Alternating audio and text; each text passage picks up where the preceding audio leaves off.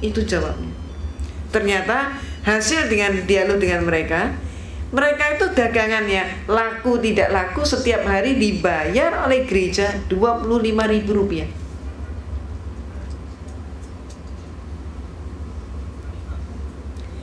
Kemudian silakan Bapak Ibu cermati, didengarkan anak-anak ngamen di bus itu. Lagunya lagu apa? Banyak yang sudah pakai lagu gereja.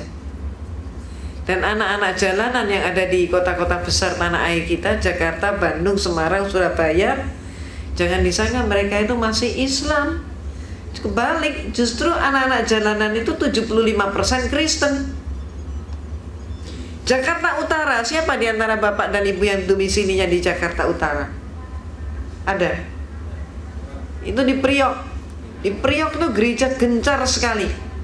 Setiap malam gereja di Priok itu membawa masuk gelandangan ke gereja, sampai timbul calo gelandangan.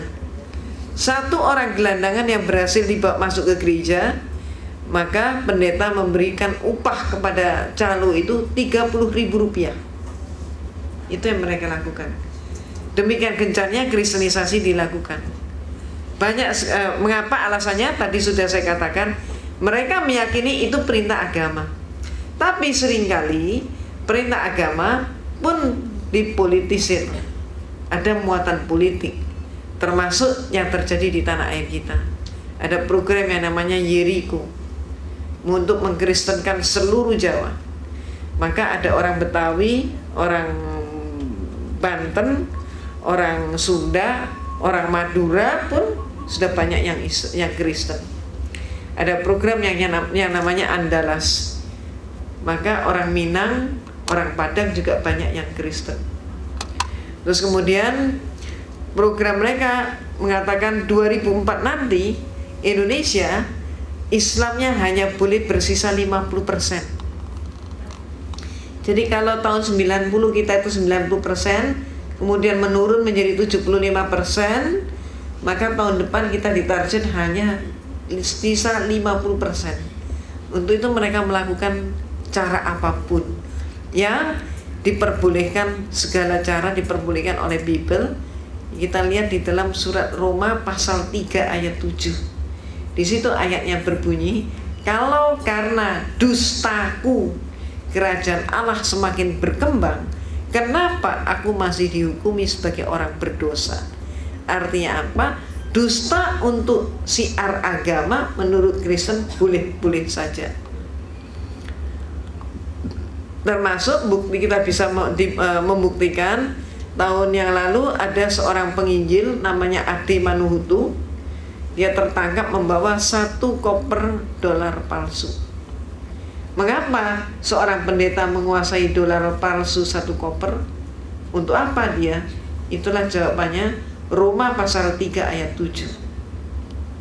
Lebih lanjut lagi, mereka mempunyai program yang namanya Yosef 2004. Program itu mengatakan nanti pemilu 2004 Presiden RI harus Kristen. Nah, ini yang sudah ditayangkan oleh mereka. Sehingga terserah kepada kita, ibu bapak seluruhnya, kita mau nggak dipimpin presiden Kristen?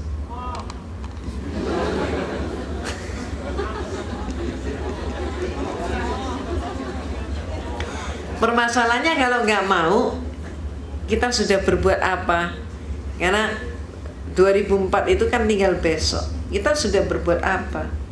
Peringatan Allah di dalam surat Ar-Ra'd, innallaha la yughayyiru ma biqaumin hatta yughayyiru ma bi anfusihim.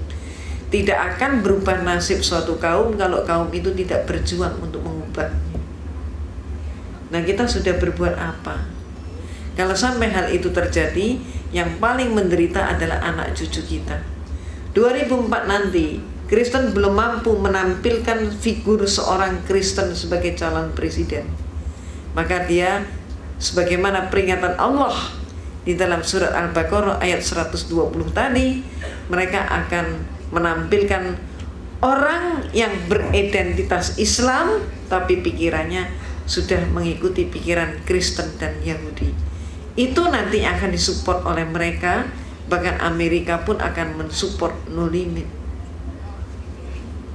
Maka perlu kita pertanyakan, kalau kita tidak menginginkan kesengsaraan menimpa anak cucu kita, maka mulai sekarang hendaknya kita pun merapatkan barisan. Lalu siapa yang jadi pemimpin kita? Siapa yang kita tokohkan?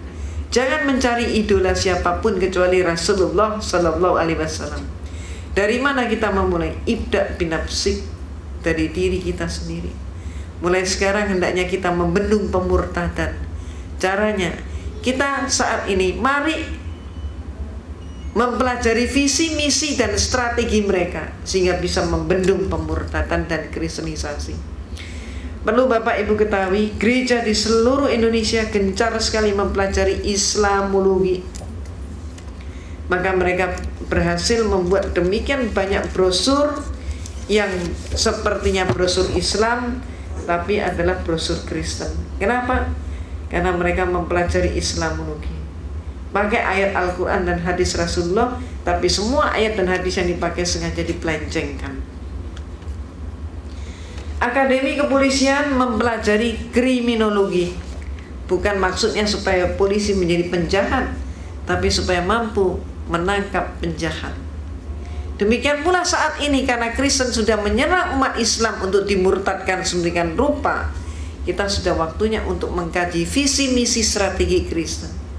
Bukan untuk menjadi orang Kristen, tapi menghentikan pemurtadan dan kristenisasi. Ini contohnya. Ada sebuah institut teologi namanya Kalimatullah. Ini dosennya pakai kopiah, pakai jilbab.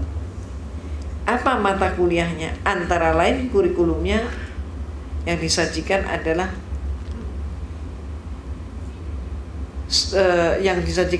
Islamologi sejumlah 18 SKS.